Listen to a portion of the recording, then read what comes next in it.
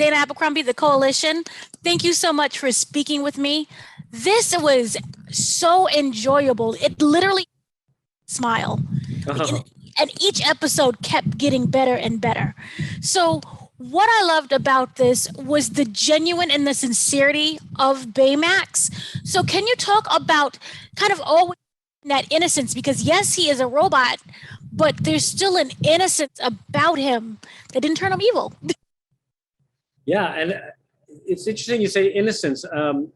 I don't think he's naive. I just think he doesn't judge anyone, and maybe that comes off as innocent or naive. But I think it's a bit of a wisdom, actually, and that's partially, kind of the message of Baymax. If there is a message to be found, it's just being kind and being available and being honest is kind of a mission statement for humanity. And though he's not human, he has a very pure programming, and he can, without distraction, he can be all those things that all of us want to be, and we are all programmed to be.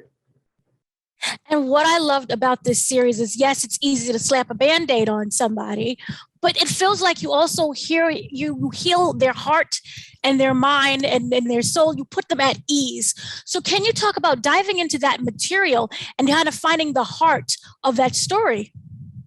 Well, it's all about being honest and straightforward. I'm thinking of the episode with Sophia, who has her first period at school, and Baymax is just there to help. And she is put in a situation where she's not quite sure how to handle what's happening to her. And the way Baymax handles it is just by saying, oh, this is normal. Let's deal with what we need to deal with, and let you enjoy the rest of your day.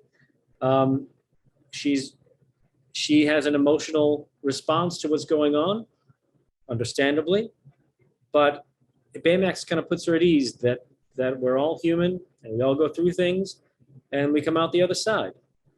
And the way he does that is just simply by being direct and not treating it as anything but normal. And lastly, Baymax originally started out as a superhero, and now he's on the ground helping people. Do you change that approach, or did you just go about it the same? Because it is kind of the same Baymax. It is the same Baymax, and I'm sure between the scenes in our series, he's going off and fighting monsters and battling meteorites that are striking the city. But we get to see in the series what he does when he's not in his armor.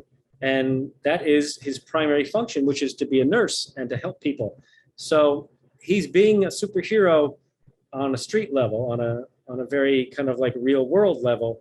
Though he rolls around in a little suitcase and inflates, he is also a reference to first responders and medical technicians and the wonderful people who help us every day in a superhero capacity that don't wear capes and work long hours and don't get a lot of thanks. I think Baymax is partially a thank you to them, to acknowledge them as the true superheroes. Well, thank you so much for speaking with me. Again, I love this from first to beginning. I need more. Well, I hope we get more. Thank you. Thank you.